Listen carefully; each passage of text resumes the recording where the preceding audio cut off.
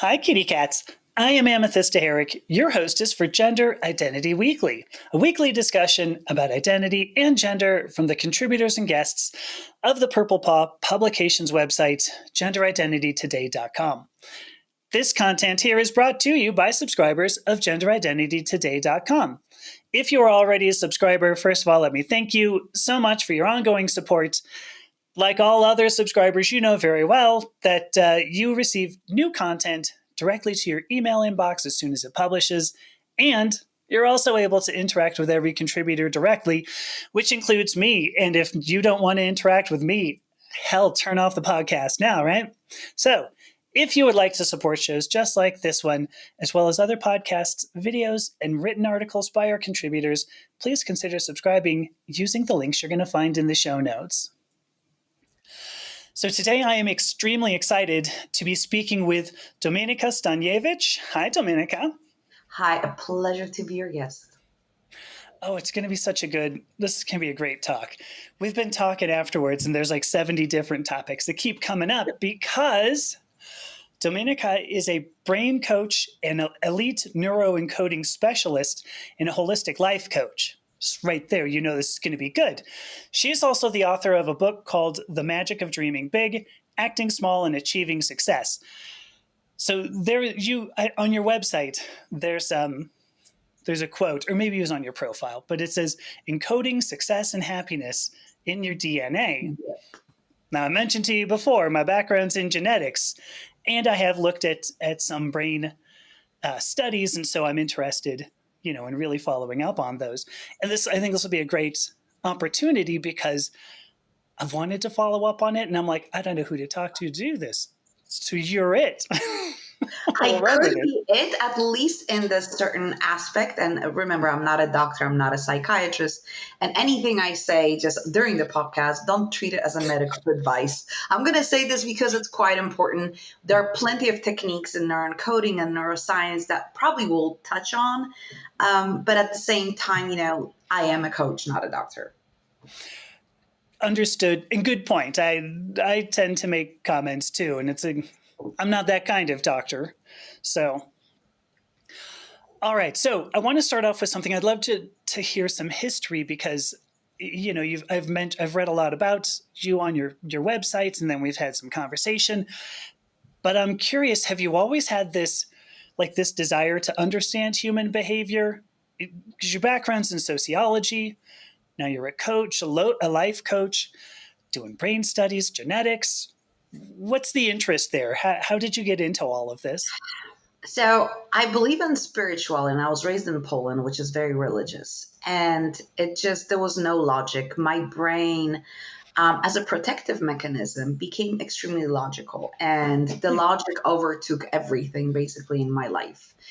And because of traumatic experiences that I did go through, and they were traumatic, they weren't just, mom yelling at me. They were excessive, from rape to being molested and hurt and all those wonderful things. Yeah. I disassociated from kind of the spirituality thing because they were saying God is good, and my brain was going, well, if it's who the heck is that God, and why things like this are happening? So there was a whole process in it. And science kind of provided me explanation and made me feel at ease. And I was always a science geek. So sociology allowed me to see pattern and processes, and especially patterns of behavior in bigger groups, because sociology, which is quite interesting, is totally taught differently than in America and Europe. And I got my European education. I mean, even the things people here are taught in sociology would not be considered sociology there. So it's very interesting. But my degree is in sociology, media and communication, and human behavior, and in groups and patterns, and kind of what triggers something to become a trend, right, in general. But the truth is that in neuroscience and neuroplasticity and all of those things are also patterns. Everything you do is a pattern. And if you understand that pattern, you can break it, change it, adjust it. And we have now so much knowledge. Anyway, so as a behavioral kind of protective mechanism, I became very logical, very straightforward, very masculine.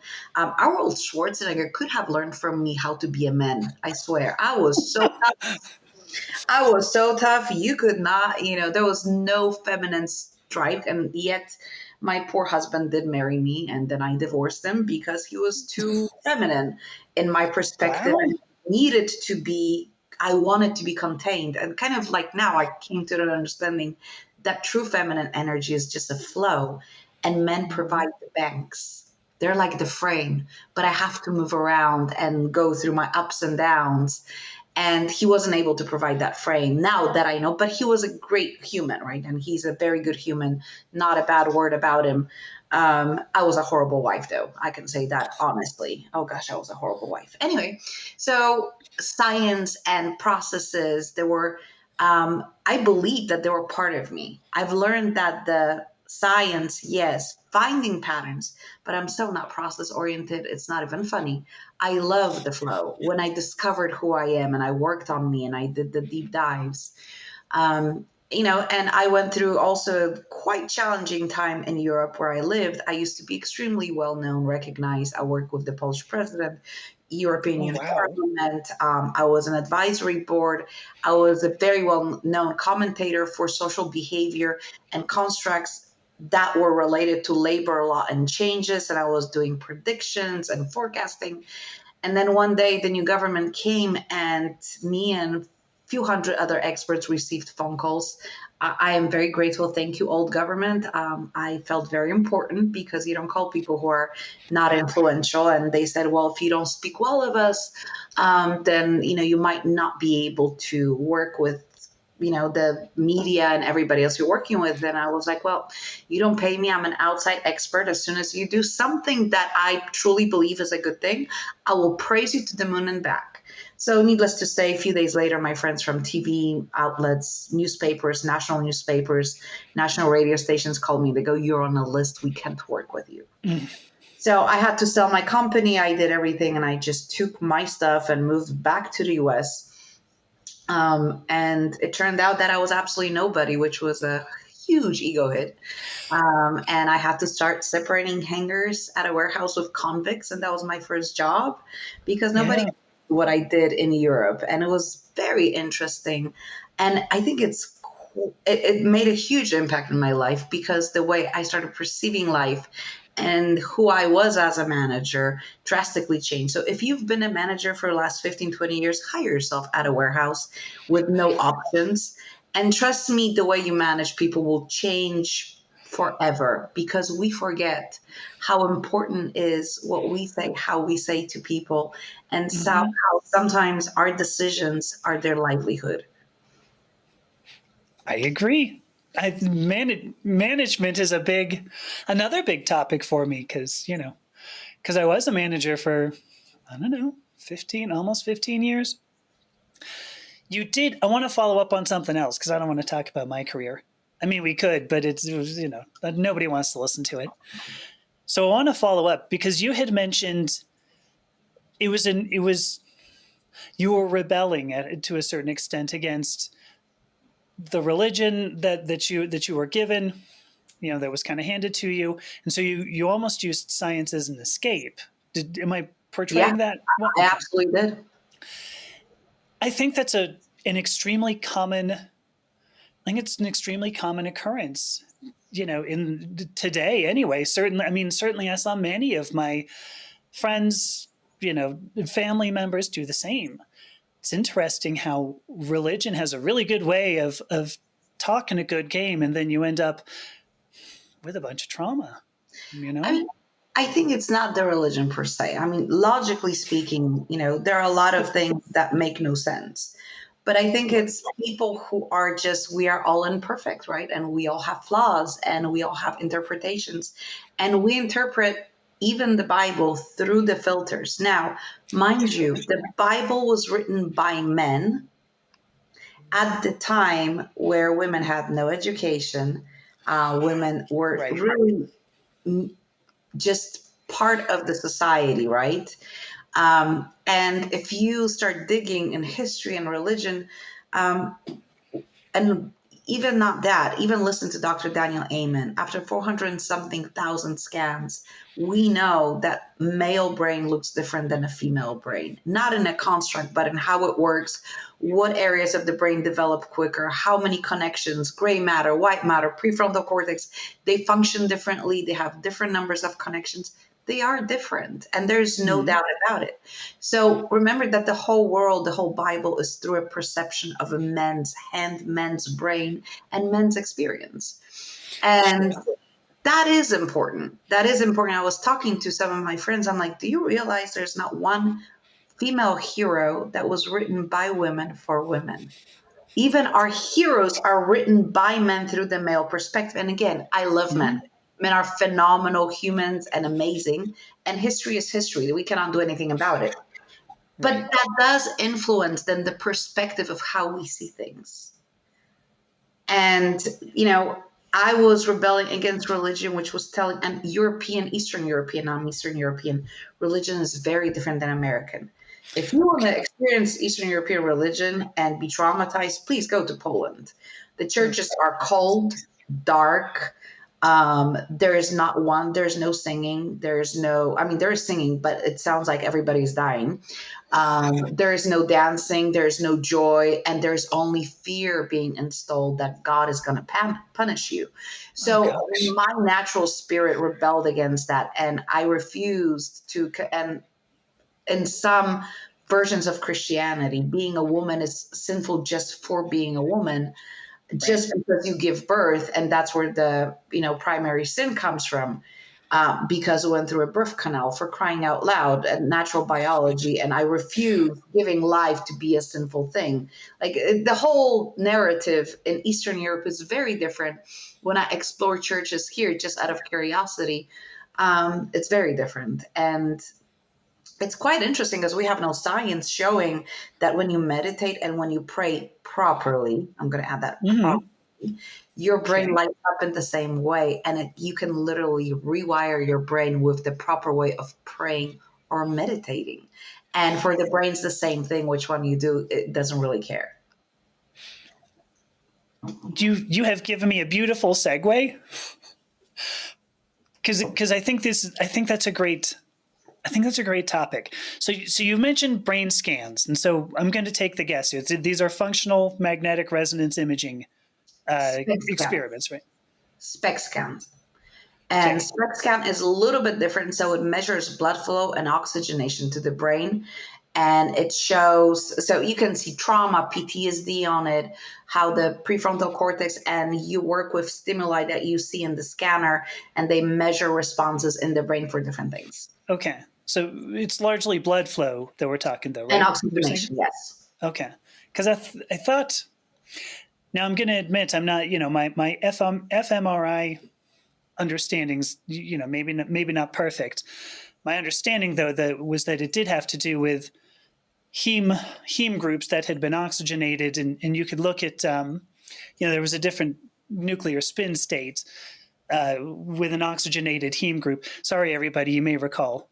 I have a background in chemistry. Basically, if you're excited and your little vessels spread and they become bigger, there's more blood flow to that area. Sure. And when you're thinking about something, it gives more oxygen and there's more work between your neurons. So they give out more electricity, right? And it can be seen on a scan of the brain in real time. Because if you start talking about groups and everything else, our listeners might get totally lost. Well, totally. Yeah, I will. I will point out. So it's not, but you're not measuring electricity. You're actually measuring really volume of blood in the area of a brain, right? And oxygenation, yes. Okay. Sure. Oxygenated blood in an area of a brain. Okay. So SPECT scan is what you call it. I'll throw out fMRI for the rest of our discussion. So can you tell me, how do those actually correlate? You mentioned you could see PTSD and everything. Why does blood flow necessarily correlate with thoughts or behavior? So a SPECT scan per se is a single photon emission computer tomography, and it's nuclear imaging that uses radioactive tracer, special cameras, 3D images inside the body. So it's the function and perfusion of organs, tissues, and bones. And it's important to understand that Because when you are, for example, getting excited, right, and you like something or you get anxious, your heart starts beating faster, which means it pumps. So it'll be much brighter on the SPECT scan. Now, all day, your brain receives signals and has something called neural pathways. And those neural pathways decide on your habits. And you create them at the beginning without knowing. They are created mostly by the age of 7. And then your brain is designed to prove you right. That's why we are looking for things that we believe are true. And if you believe that, sky is blue, you'll look for proof. But we now know, for example, that there is no color purple. It doesn't exist. Your brain created because it's between red and green and it doesn't know what the hell it is. So that's how you see purple. But it doesn't exist on the spectrum of colors, right? So our brain is amazing at creating things that don't exist. And if you think about memories, what it does, if it doesn't remember, it will just pull from the memory and will put it in wherever it thinks it fits the best. So you have a memory that never happened.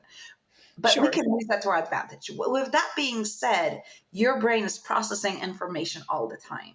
And we can see based on the visual sounds or smells that are being put in the scan, how your brain reacts to different things. And then we compare to multiple scans and we see the patterns. Now, the pattern doesn't mean it's right or wrong. It just means it's a pattern. And for example, we know that women have more connections between both hemispheres than men, period, on average. Are there women who have less? Probably, because nothing is 100%, right? If you ever hear somebody say, oh, it works for everybody, run. Nothing works for everybody. So, and what we see then, patterns of reaction of the brain. And when you have a reaction in the brain, your brain has assigned chemicals that are being released to that reaction. And then that's how you get your feelings. And your feelings are literally that. They're a response to an outside or internal stimuli that creates a reaction in the brain. And then the chemicals are released and you get stressed, worried, whatever else you might feel.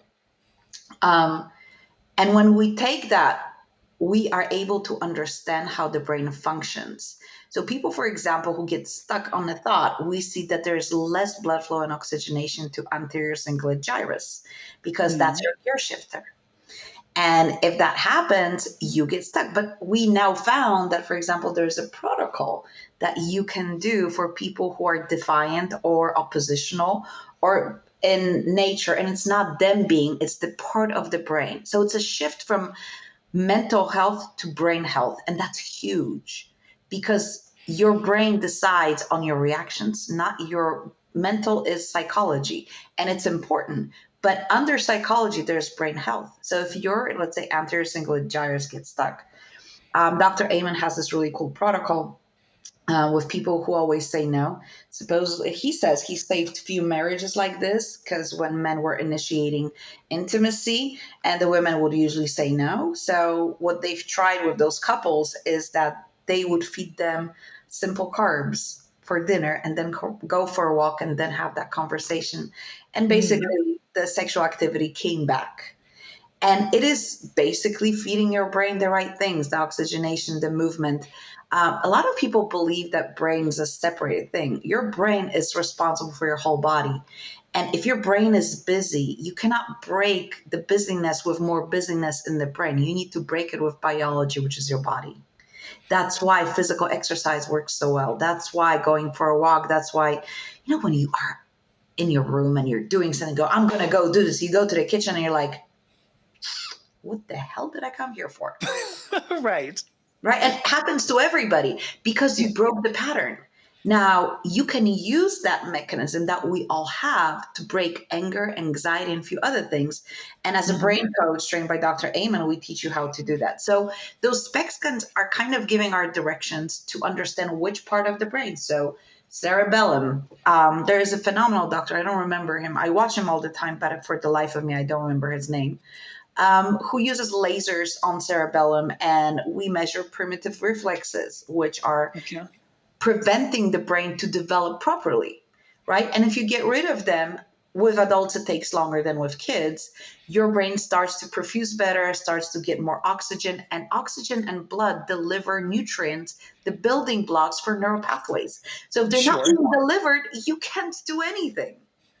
Yeah. Can I want to,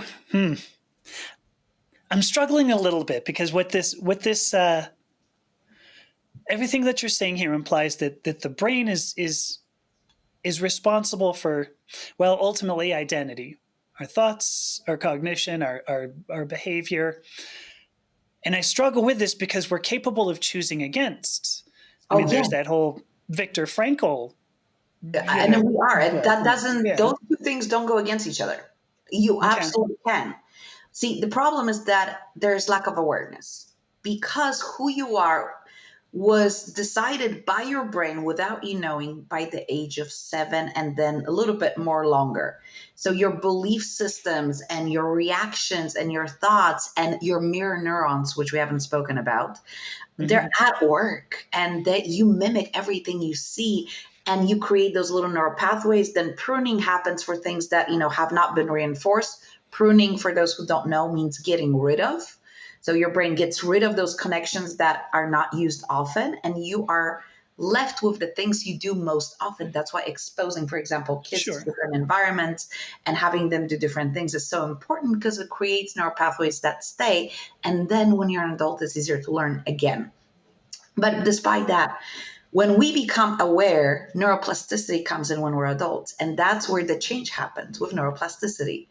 And it's not forever. This is what you are if you're not aware. If you don't know that something triggers you, if you don't know that you believe something, you never sat down, okay, why do I think like this? Me, great example. A few days ago, it took me 32 years to realize I have an obsession with having all the teeth.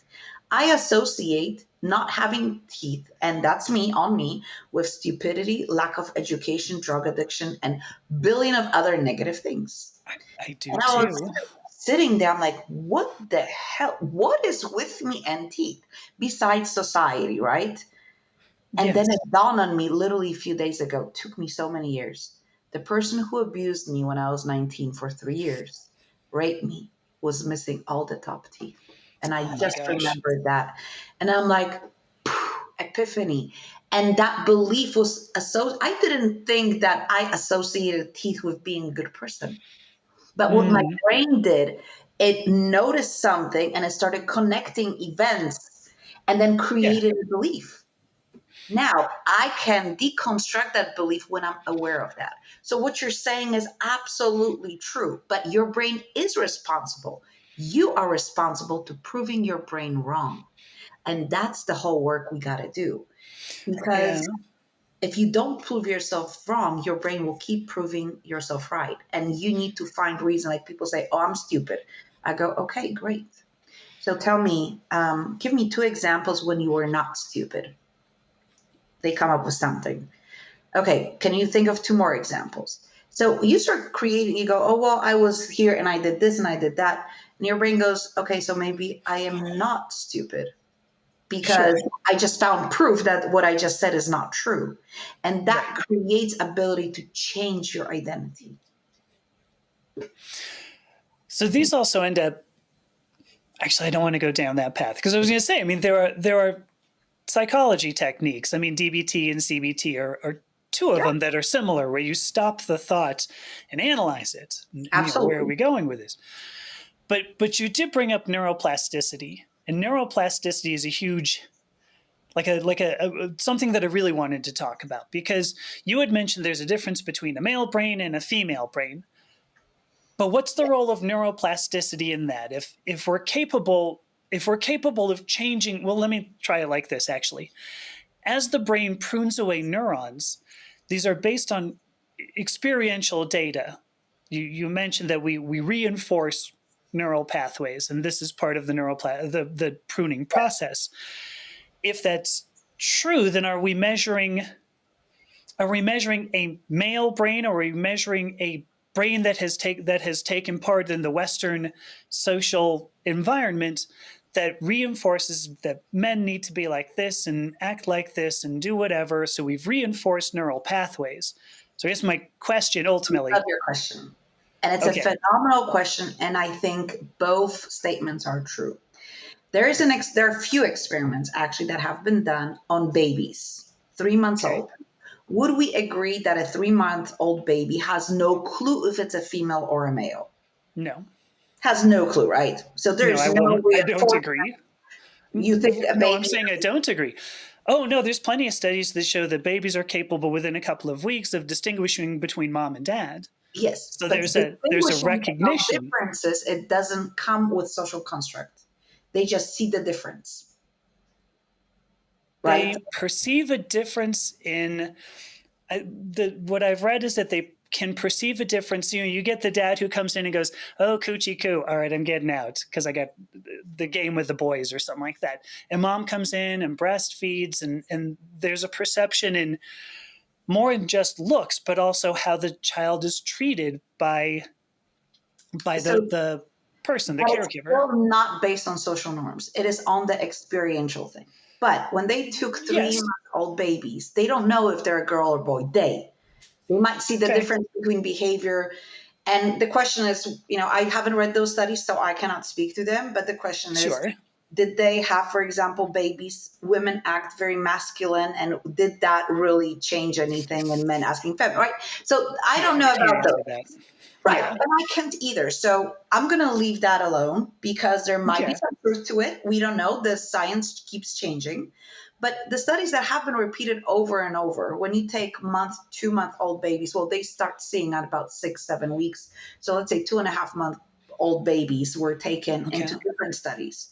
Boys and girls, from our perception, they were put, and girls, feminine brains, were looking and studying faces. The only thing they did, they would show faces of men and women, and then they would show like constructions like Legos and stuff like this, things that were very logical, kind of like a Sure.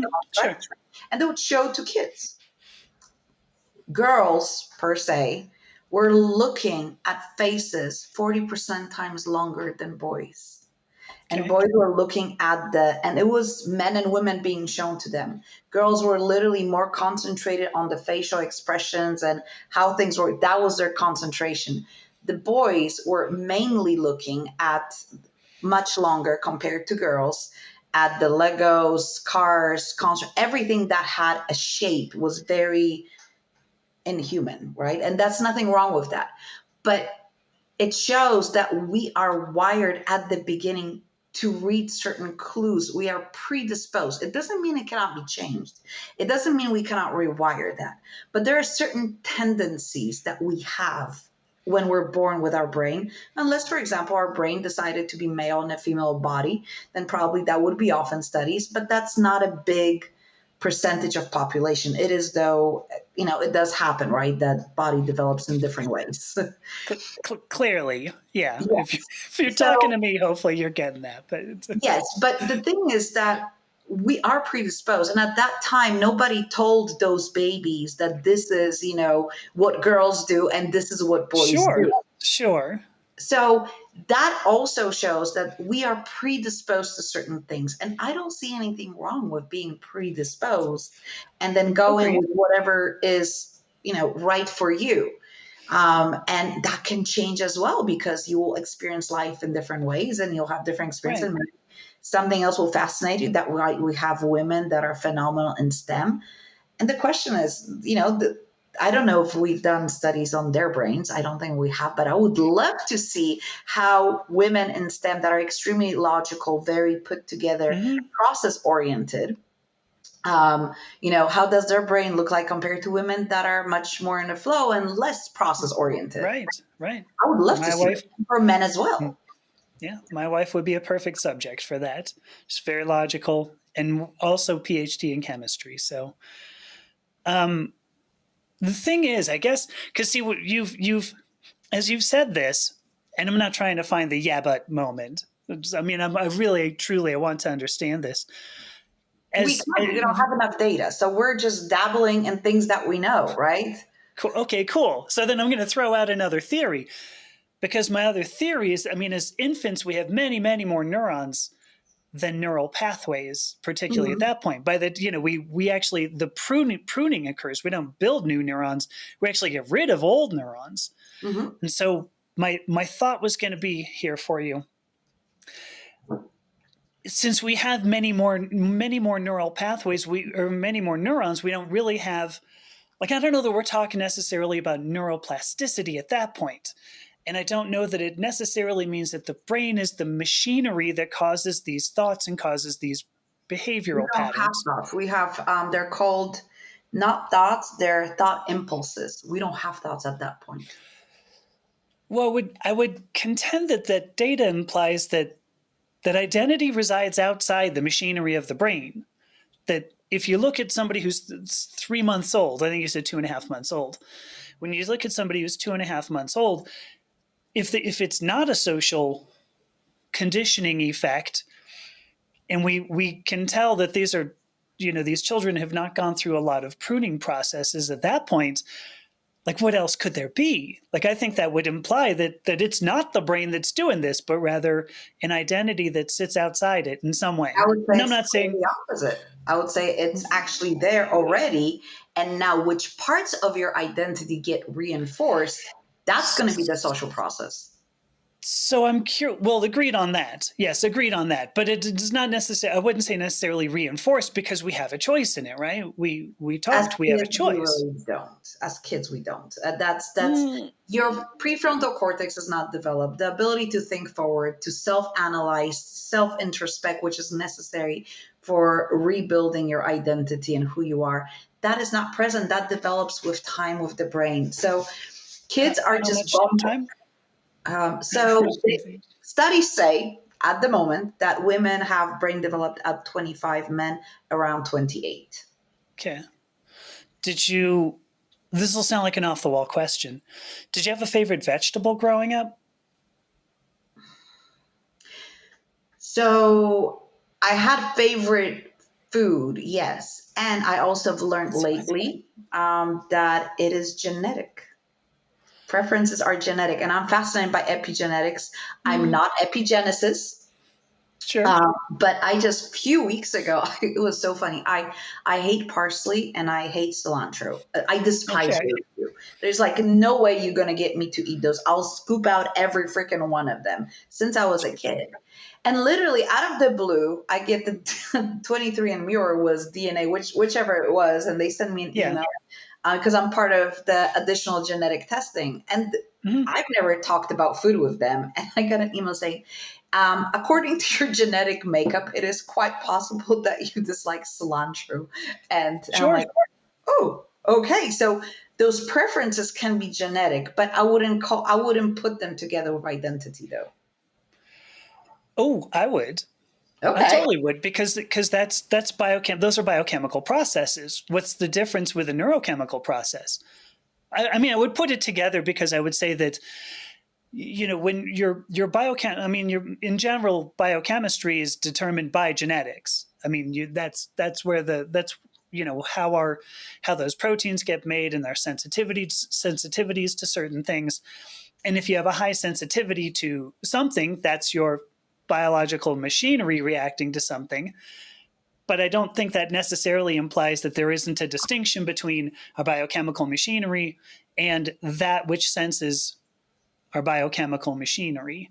So I guess my point is, yeah, I would absolutely say that what you've described there, your the cilantro bit there does have something to do with it, because I think you Okay. have. What's the definition of identity then? Because we might be talking about two different things. See, it's Well, I all in think the we are. perception.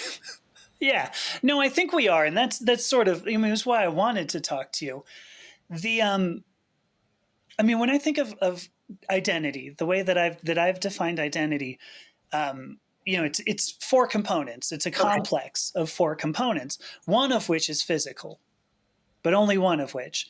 There's also the cognitive, the behavioral, and the spiritual.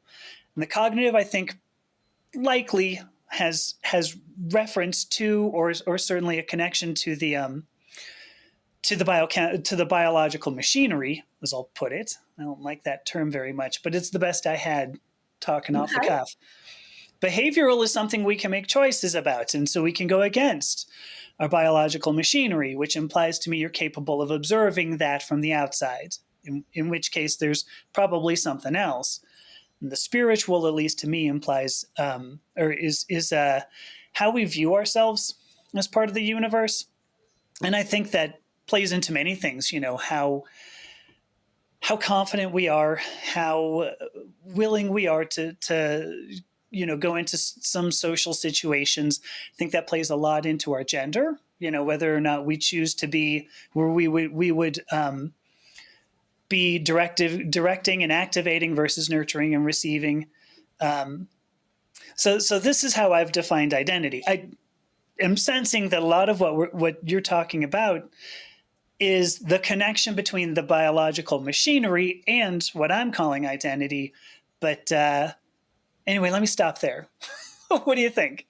Well, for me, what you've described are influences on the identity that can shape or help or change, but it's not identity. These are what you've described. I agree with those four spheres 100%. Dr. Amen also includes them in working with people.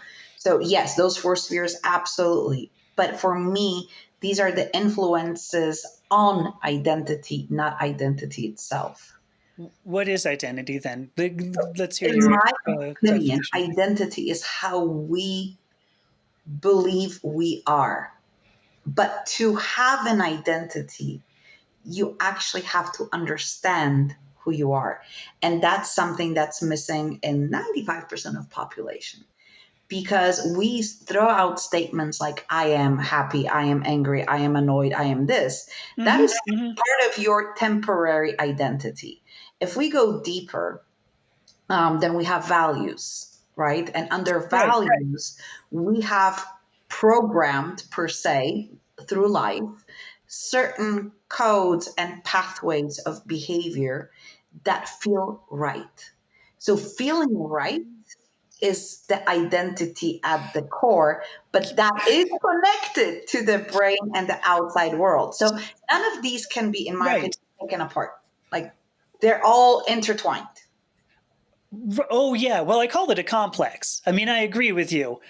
But the reason I asked you about your favorite vegetable is because if you were, say, 4 years old, 5 years old, 6 years old, younger than, say, 24, why did you know that? How could you have developed a favorite vegetable if your neural pathways aren't even complete? Because biologically it felt good and my body most likely required the nutrients that were in there. It's a biological process. And when, it's kind of, have you ever done the exercise about imagining what you're eating, describing how it feels? And it's a phenomenon. Oh, sure. Yeah. And then you start salivating and there's absolutely no food in front of you, but your brain thinks you're eating, right? So it could be also my favorite because my grandma, when I was a little bit girl, she would go, yay, look, it's, I don't know, a carrot. It's a beautiful carrot. Yay. And it felt good to see her happy. Right. I don't think we have studies on that, but I don't think that I would never consider that my identity. It's just something I like. And that changes along the way. I mean, at least it has for me. Things that I used to like, I don't like anymore. And things I didn't like, I love now.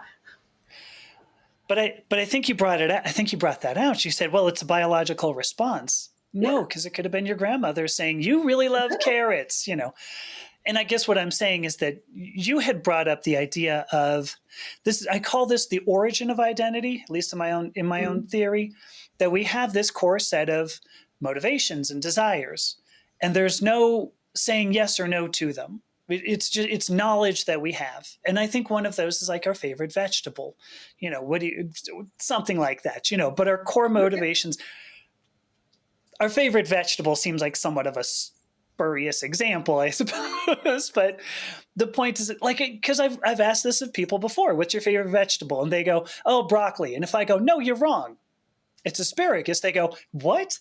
Who are you to tell me what I know? And I said, precisely. This is something that you know, but you don't know why you know it. See, I don't have that emotional response to if say you're wrong. Okay, well, I'm wrong. I don't have those thoughts. For me, it's not connected to my identity. And again, You're identity the is vegetable. built through processes that are surrounding us. I don't think we're born with motivations besides the motivation to survive, which is our primal instinct. I do not believe that we're born with motivations. I believe they're built through neuroplasticity and through our surroundings. And we have certain set of behaviors that are given to us in genetics.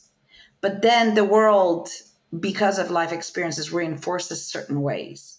I don't believe people are bad. I believe people are naturally good. And if they do something wrong, it's usually a protective mechanism from pain. And pain is another motivator.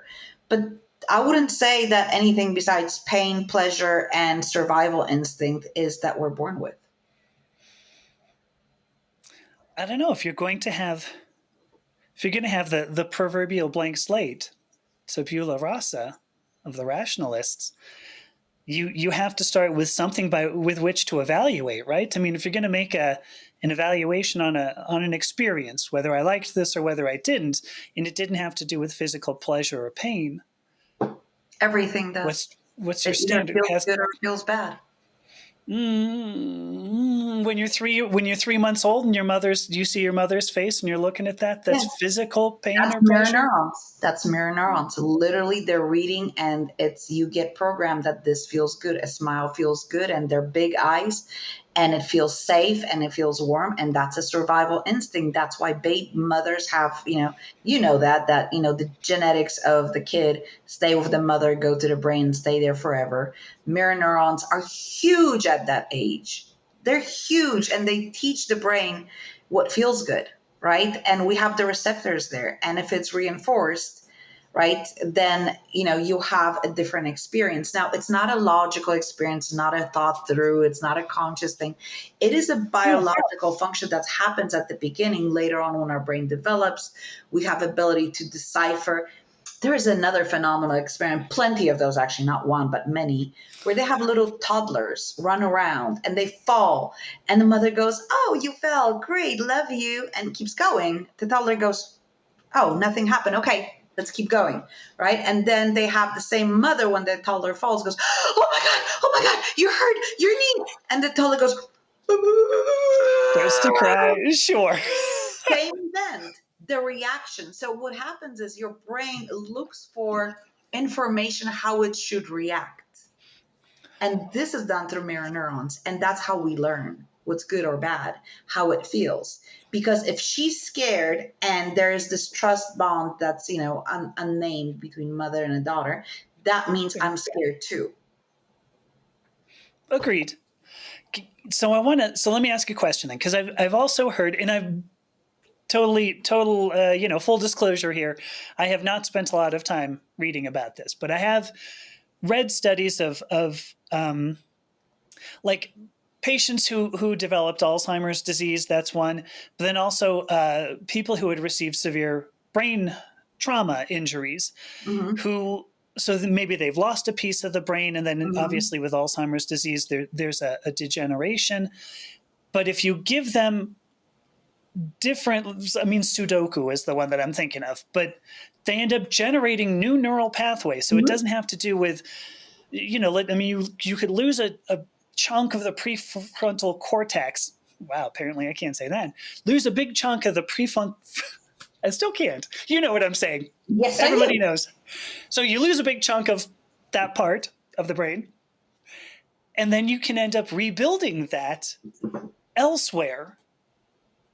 So I've read studies about this. So, if the brain was the machinery for that, why would we be able to rebuild those types of things if it weren't like a hard drive that comes to you? Oh, we don't have hard drives anymore. If it weren't like a flash drive kind of thing that comes to you blank, and then you're capable of putting stuff on there. It's kind of like your liver being able to regenerate.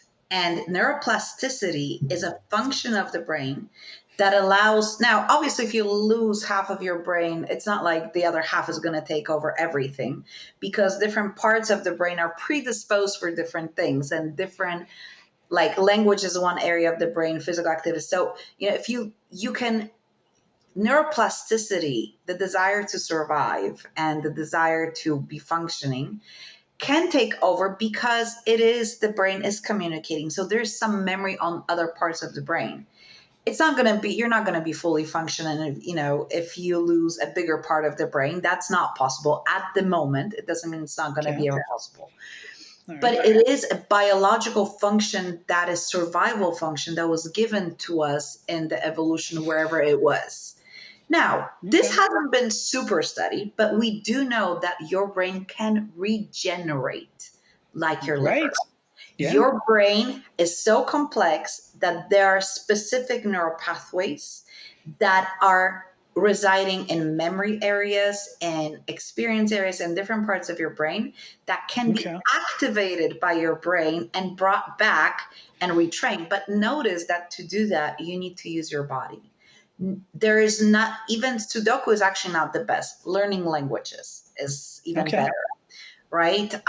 Physical activity, specific exercises, a lot of things. We've learned that brain stores memories, yes, in one place, but it's also, just for safety, dispersed in different areas.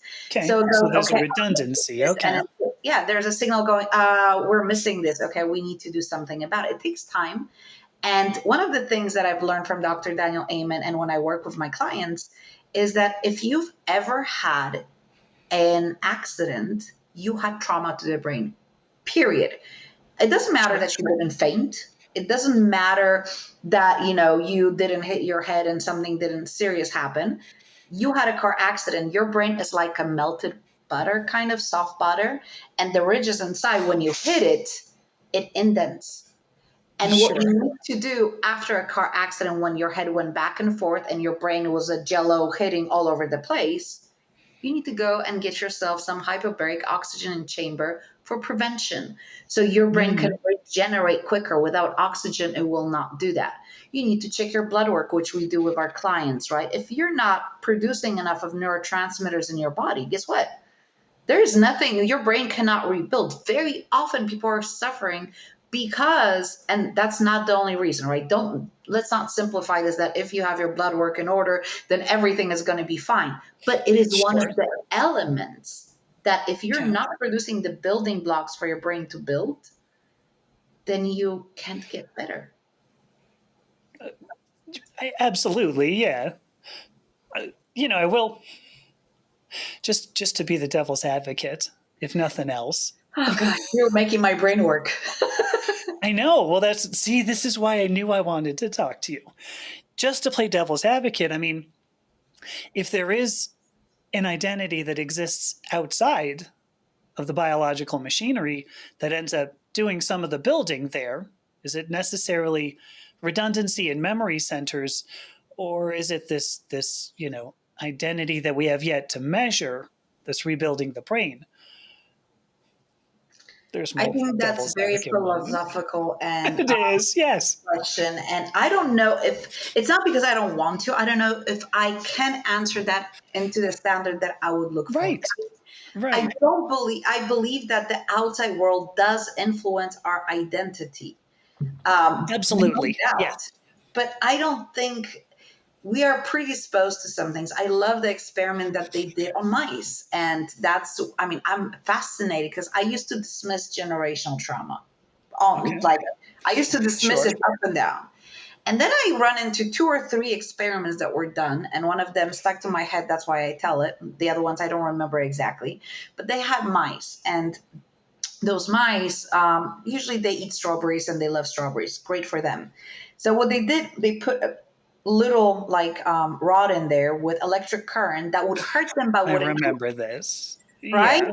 And then they stopped eating strawberries. There was a fear of eating strawberries. And what happened afterwards, a few generations later, they introduced strawberries again.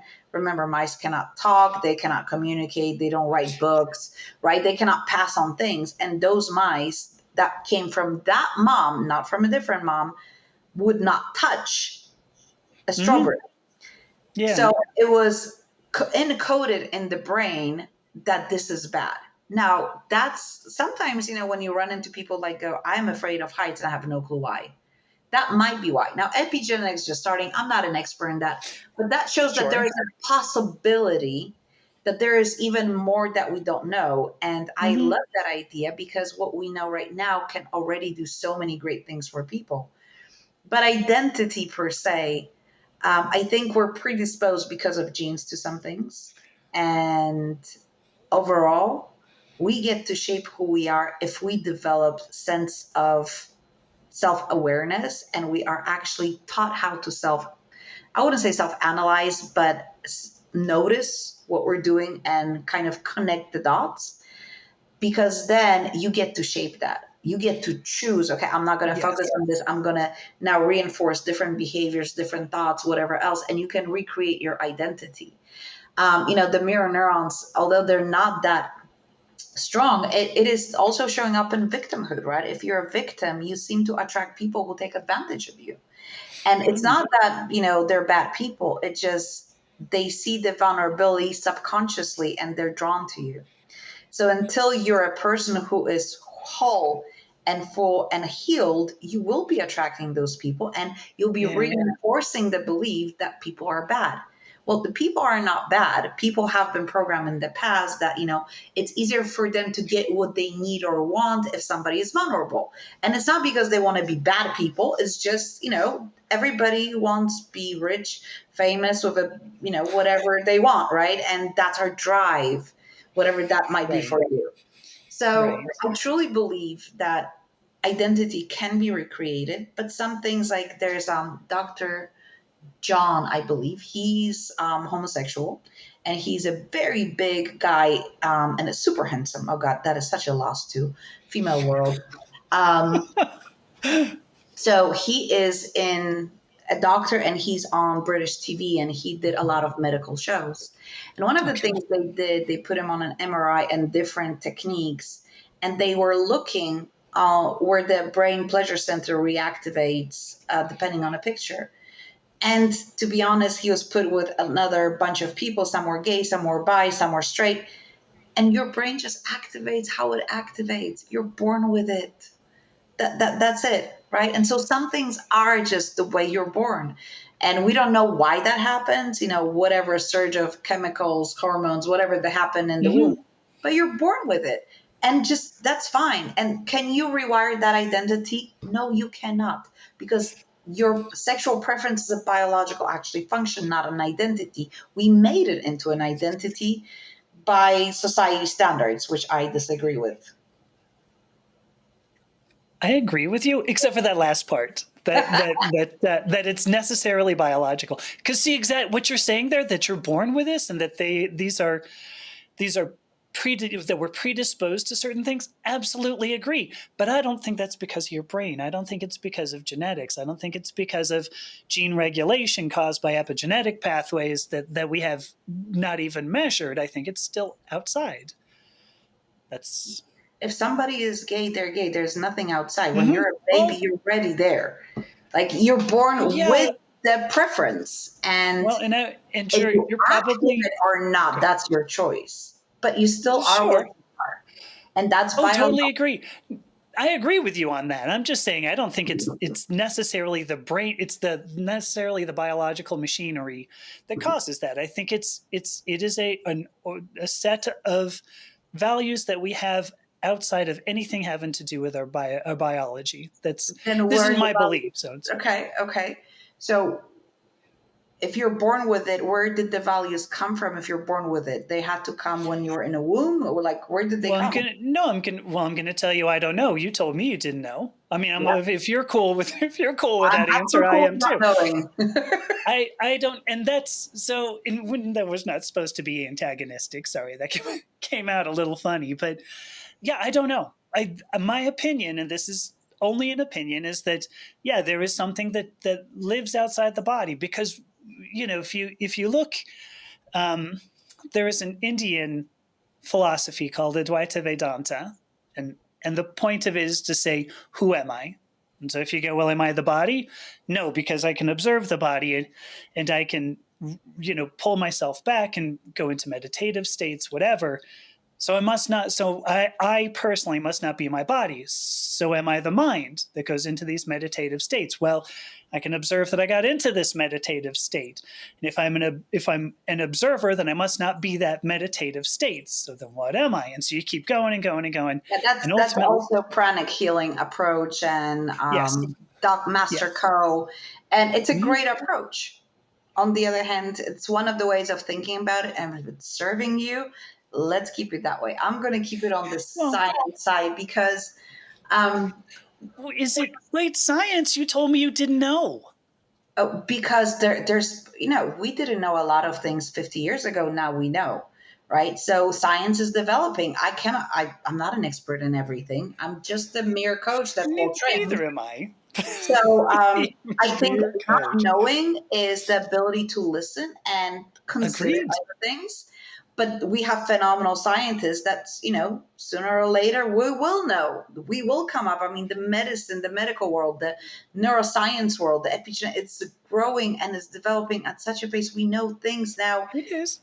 that we didn't even consider 40 years ago. It's phenomenal. So one day we I will don't know. At disagree. the moment, I don't. Yeah.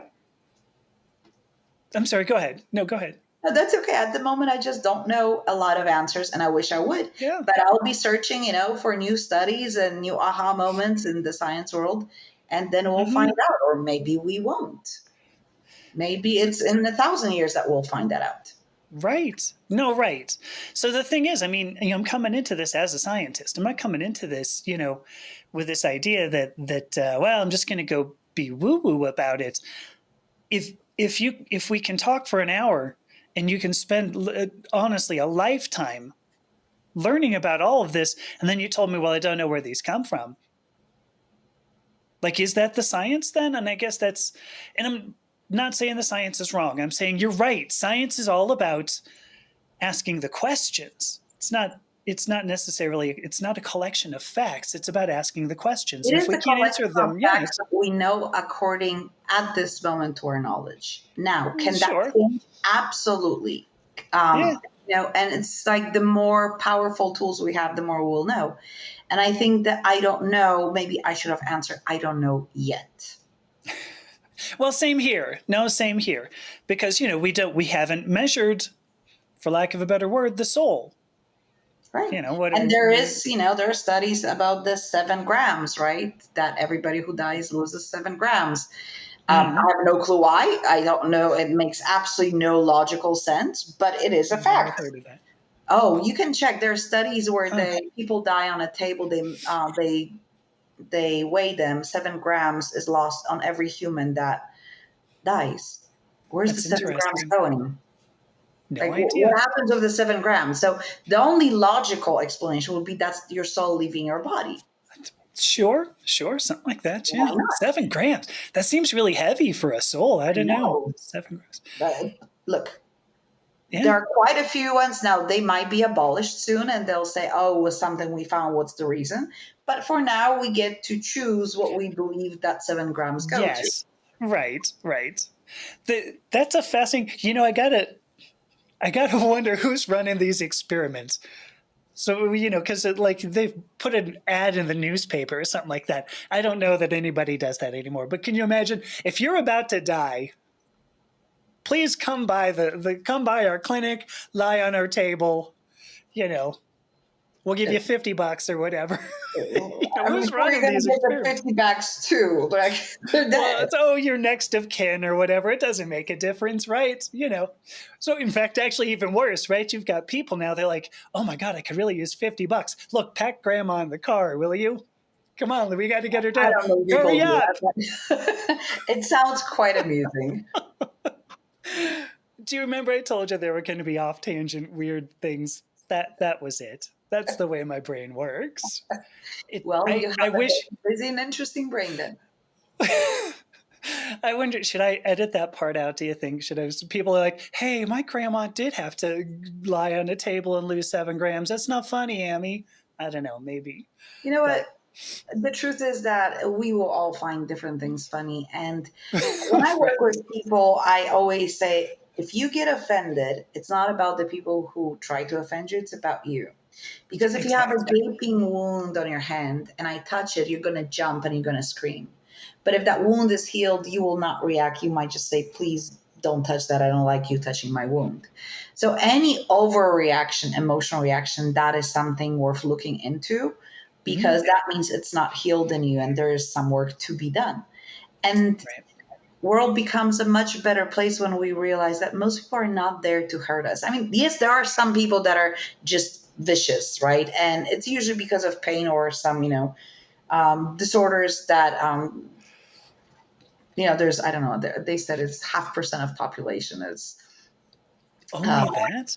yeah, That but seems low. But well, because a lot of those behaviors come from unknowingness and inability I to see. manage yourself and self-protection and fear of being hurt, fear of being unloved, and all of those things. I But see. true people, sociopaths and those that I'm talking about that just go around hurting people because they have no emotional ability, that's a very small percentage of people. Very. Okay.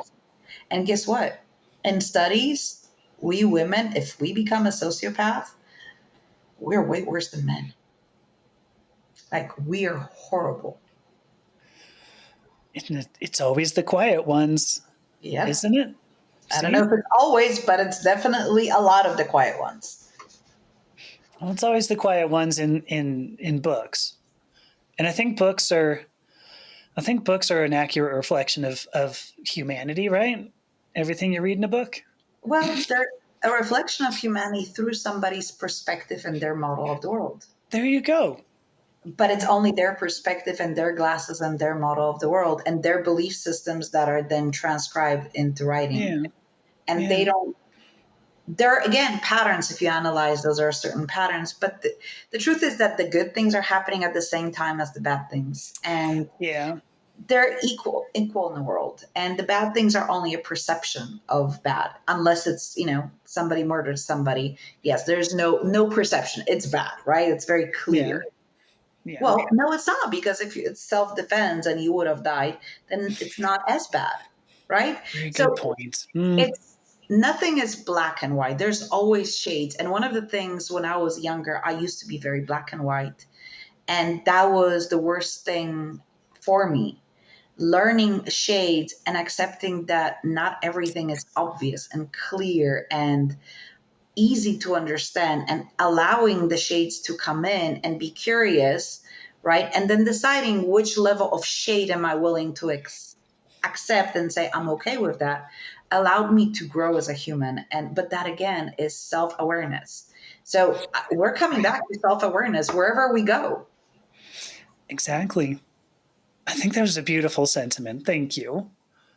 That was really lovely. Um, we're running low on time. I have the feeling I could talk to you till about next Friday because Oh, this is so fascinating. It's killing me how that I gotta shut this down. Um, can you tell us though? I know you have a coaching business. There's so much that you do. Um, I'm looking at Facebook, Instagram, and LinkedIn. Can you tell us how we can find you on the internet? absolutely. So if you go to the internet and if you put my first and last name, which is Dominika Staniewicz, or you put your brain coach D, you'll find me everywhere. And you'll find my website and Instagram and Facebook and YouTube channel and everything else you need to find about me. There's plenty of knowledge. I do coach, but that is just part of it. And I also train using neuroscience in companies, and I do lunch and learns. And we make neuroscience and coding happiness and success in your DNA is using neuroscience. So you understand it, make it easy, make it practical, make it usable, so you can really have the life you desire to have. We rewire your brain. And in corporations and in companies, that is so important because till now we've been only talking about psychology. But what Yeah. if you could influence more than psychology? What if you could change yourself according to where you want to go? And that's possible. I wanted to talk more about that. I shouldn't have played such a devil's advocate, huh? why you shouldn't. I guess it made it interesting, made me think, and realize how Good. many more things are there coming, and I don't know. And I'm a coach, right? There are doctors like Dr. Huberman, Dr. Amen, who study neuroscience on a daily basis. Please Mm, follow them if you don't. Their knowledge is absolutely groundbreaking, and it's yes. not about agreeing; it's about knowing and then processing and taking what you believe will work for you. And it's all science based. So it allows you, and you know what's beautiful thing about science? Mm, Even science is not definite, because what we know now in 10 years, we might just abolish totally and say, well, we were all wrong. And I'm going to be the first one to say, when I was learning this and I was on some podcasts, I've made some crucial mistakes from old science that I've read. And it, yep. went forward and I said things that were just wrong, simply wrong. And that's okay, because imperfection is better than perfection, because imperfection grows and it makes progress. Perfection just puts you in one place and you're done. And that's no fun. Right. No, not at all. No, I love that. Yeah, I think of science as a process, and I appreciate all of your insight on that. Definitely do. So, love to talk to you more. We'll go ahead and end this episode. But I'll say, first of all, let me thank you, Dominika. Thank you so much for coming and explaining all this to me. I'm still learning, so I appreciate you helping me out.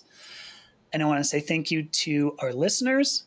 I'm Amethyst Herrick, talking with Dominika Staniewicz about neuroencoding. Oh my gosh, you had a beautiful thing that you just said there. Oh, you didn't say it exactly, embracing our imperfection, but I did love the idea that perfection is no fun. That was what you said. Being perfect is no fun. So thank you again. Thanks to everybody. My pleasure. Thank you for having me and guest, and thank you to all that listened.